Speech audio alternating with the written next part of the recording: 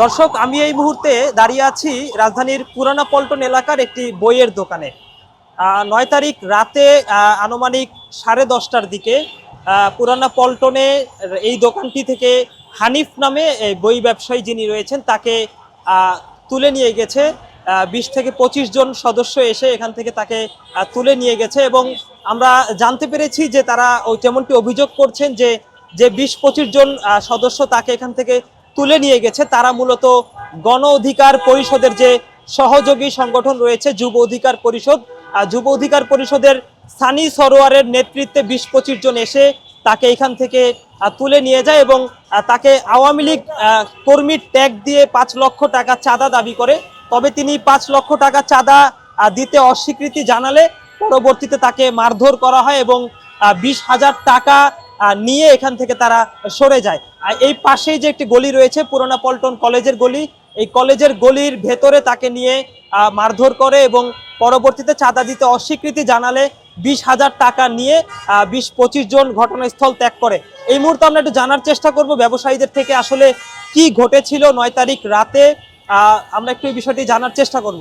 19 তারিখ রাত 9টার দিকে আমাদের দোকানদার তারে বিভিন্নরের কিছু বাহিনী আসে তাকে এখান থেকে উঠে নিয়ে গেছে। নিয়ে যাওয়ার পরে তাকে তার অফিসের কাছাকাছি ওখানে নিয়ে তার 5 লক্ষ টাকা দাবি করছে। ভূপিনুর পার্টি গণ অধিকার পরিষদের তার এক ক্যাডার, তার নাম হলো সানি, তার দলবল সহ এখানে রাত 8:30-9টার দিকে আসে আমাদের এই পল্টন ফুডের এক হকার নাম তার হানিফ, তাকে এখান থেকে উঠায় নিয়ে যায়।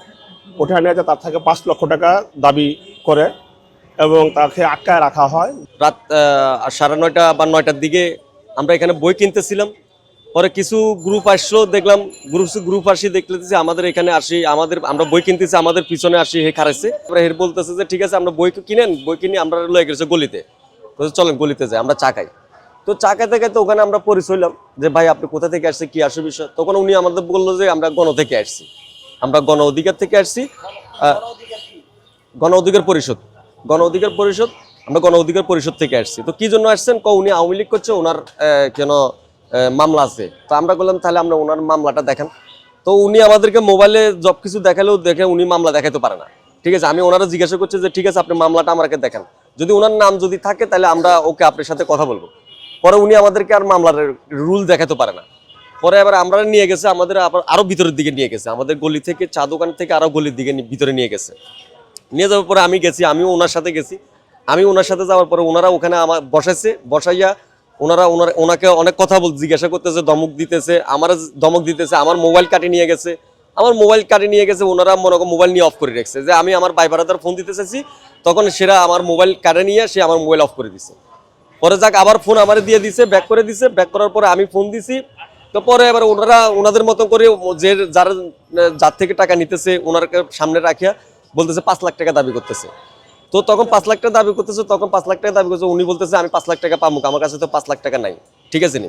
তো তখন সর্বশেষ সবকিছু মিলে তিলাই এরপরে উনি 20,000 টাকাতে আপনার কন্টাক্ট হয়েছে যে 20,000 টাকা আমাদেরকে দিতে হবে, নলে তোরে মারি গেলাম, ঠিক আছে নি, তোরে তুলি লইয়া যাবো। ঠিক আছে নি।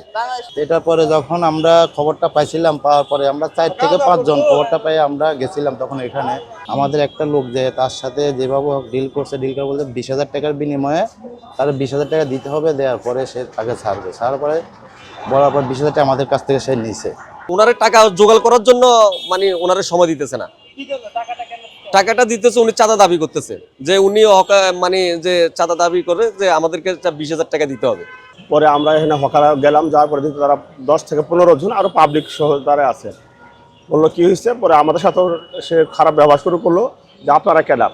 আমরা বললাম যে ভাই আমরা হকার, এই পল্টনে আমরা 30-35 বছর হলে এখানে আমার বাপ চাচারা দোকান করছে, আমরাও এখানে থাকি, এখানে আস মানে এখানে আপনাদের কোনো কথা হবে না। এখানে এই কথা বলে মানে ধাক্কাধাক্কি শুরু হয়ে গেছে। পরে তার কাছে 20,000 টাকা ছিল, হানিফের কাছে 20,000 টাকা তার থেকে নিচ্ছে। নেওয়ার পরে তারা আমাদের হকারদের উপর হামলা করার পরে তারা চলে যায়। আপনার এই যে গলিতে, এই যে হাউস 15 নাম্বার গলিতে পল্টন মসজিদের সামনে লয়ে গেছে, আমাদেরকে বেঞ্চের ভিতরে বসে রাখি উনি আমাদেরকে গালিগালাজ বন্ধ বলতেছে, ধমকি দিতেছে। তখন আমরা তো ধমকির সাথে আমরা তো আর মনে করি আমাদের তো আর কেউ নাই লগে। তো এখন 20,000 টাকা উনি দাবি করছে। পরে আমরা 20,000 টাকা আমরা বলতেছি আমাদেরকে একটু সময় দেন, আমরা 20,000 টাকা তো কারো পকেটে নাই, এখন আমরা 20,000 টাকা তো জোগাড় করতে হবে। তখন আমাদেরকে এখানে আসতেও দিতেছে না, যে না তোমরা খাড়া থেকে দিয়ে দেবি 20,000 টাকা, ঠিক আছে নি। পরে এবার আমরা আরেক জায়গা থেকে 20,000 টাকা আনি, তারপর আমরা ওনারকে দিছি। নেওয়ার পরে যা বিভিন্ন রকম আমাদেরকে আবার হুমকি ধুমকিও দিচ্ছে, এটা নিয়ে বেশি আমাদেরকে যেন বাড়াবাড়ি না বলা হয় যে কি হয়েছে, কি আশেপাশে কি কারণে আনছি। সে আগামী 19 তারিখ রাত্রে নিচ্ছে, সে 20 তারিখ থেকে এখানে যেন না থাকে। হানিফ নামের যে দোকান যারে নিয়ে গেছে, তো এইগুলো নিয়ে আমাদের সাথে আজকে আমরা গতকালকে 20 তারিখ এটা নিয়ে আমরা মিছিলও করছিলাম। এরপরে তাৎক্ষণিকভাবে আমরা এই চাঁদাবাজ সানির বিরুদ্ধে এবং এদের বিরুদ্ধে আমরা তাৎক্ষণিকভাবে হকাররা শান্তিপূর্ণভাবে মিছিল করি। পুলিশের কাছে আমরা পুলিশকে দৃষ্টি আকর্ষণ করি, চাঁদাবাজকে গ্রেপ্তার করেন। এখন পর্যন্ত চাঁদাবাজকে গ্রেপ্তার করে নাই। এরপরে গণ অধিকার পরিষদের ভিপি নূরের কাছেও আমরা মেসেজ পাঠাচ্ছি, কোনো উত্তর দেয় নাই। তাহলে আমাদের প্রশ্ন, এই যে ভিপি নূর তো সরকারের একজন গুরুত্বপূর্ণ মন্ত্রী, এই ভিপি নূর সাহেব এত বড় বড় কথা বলছেন, চাঁদাবাজের বিরুদ্ধে কথা বলছেন, তার দলের মধ্যে চাঁদাবাজ নিয়ে উনি থাকেন।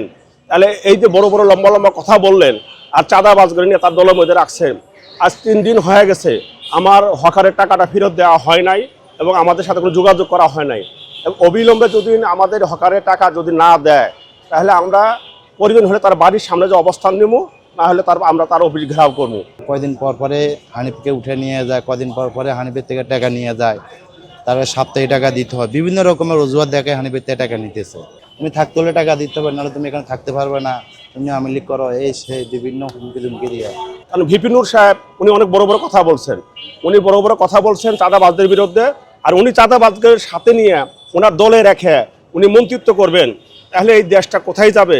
আর এই দেশের ভবিষ্যতে এই চাঁদাবাজ মুক্ত বাংলাদেশে আমরা কেমন করবো? আমরা একটা আন্দোলন করলাম, এটা বৈষম্যের বিরুদ্ধে আন্দোলন করলাম, চাঁদাবাজের বিরুদ্ধে আন্দোলন করলাম। সবচেয়ে জীবন দিছে গরিব মানুষ, সবচেয়ে জীবন দিছে হকাররা। এখন যদি আমরা চাঁদাবাজের শিকারী হই, তাহলে তো আমরা কোনো বৈষম্য থেকে চাঁদাবাজের মুক্ত হইলাম না। তাই অবিলম্বে আমি দৃষ্টি আকর্ষণ করবো, প্রশাসনকেও বলবো এই চাঁদাবাজকে গ্রেপ্তার করতে হবে। চাঁদাবাজ যদি গ্রেপ্তার না করা হয়, তাহলে কিন্তু আমরা সামনে আগায় যেতে পারবো না, এই সরকার কিন্তু টিকবে না। কারণ মানুষ কিন্তু জেগে উঠছে, এই চাঁদাবাজি আবার শুরু করলে হাসিনার যে পরিণতি হয়েছে, এই সরকারের একই পরিণতি হবে। আমরা তো আর সবার পরিচয় জানি না, যেহেতু আমরা রাজনীতি করি না, আমরা তো আর সবার পরিচয় জানি না, কিন্তু একজনের নাম জানি, সেটা হলো সানি। গণ অধিকার পরিষদের সে কি একটা দায়িত্বে আছে এবং তার পোস্টারও আমাদের কাছে আছে, এবং সে গণ অধিকারের কি একটা দায়িত্বে আছে, ওনার নাম হলো সানি। অভিযোগ অবশ্যই করবো। আমরা চাচ্ছি যে যেহেতু ভিপি নূর সাহেব উনি একটা মন্ত্রী, উনি অবশ্যই আমাদের সাথে যোগাযোগ করবে। তারা যদি ব্যবস্থা না নেয় আর আমাদের টাকা যদি ফেরত না দেয়, আমরা অবশ্যই আমরা অভিযোগ থানায় আমরা মামলা করব।